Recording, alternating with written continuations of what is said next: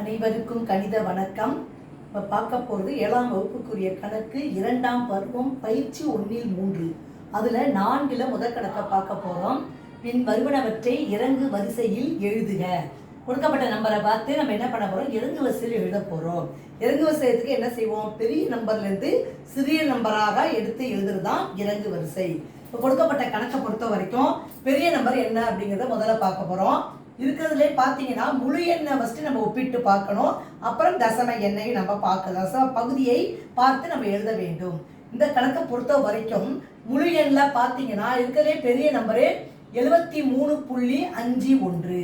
அதுதான் ஃபஸ்ட்டு எடுத்து எழுதிக்கிறோம். 73.51. அடுத்து இருக்கிற முழு எண் எதுன்னு பார்த்தீங்கன்னா 71. அப்போ 71.53. அதுக்கு பிறகு என்ன இருக்குன்னு பார்த்தீங்கன்னா 51, 37, 17 ஆரம்பிக்குது. அப்போ 51.73 அடுத்த நம்பர். இதுக்கப்புறம் அடுத்தது என்ன இருக்கு அப்படின்னு பார்த்தீங்கன்னா பெரிய நம்பர் என்ன இருக்கு, 37.51. கடைசியா இருக்கிற மிக சிறிய நம்பர் எதுன்னு பார்த்தீங்கன்னா 17.35. பெரிய நம்பர்லேருந்து சிறிய நம்பரை எடுத்து எழுதியிருக்கிறோம். தசம எண்கள் கொடுக்கப்பட்டிருக்க. இதில் பார்த்தீங்கன்னா முதல்ல முழு எண் பகுதியை நம்ம பார்க்கும் பொழுதே ஈஸியாக நம்ம இந்த கணக்குக்கு ஆன்சர் எடுத்து எழுதிட்டோம். பெரிய நம்பர்லேருந்து சிறிய நம்பரை எடுத்து எழுதியிருக்கிறோம். புரிஞ்சுங்களா?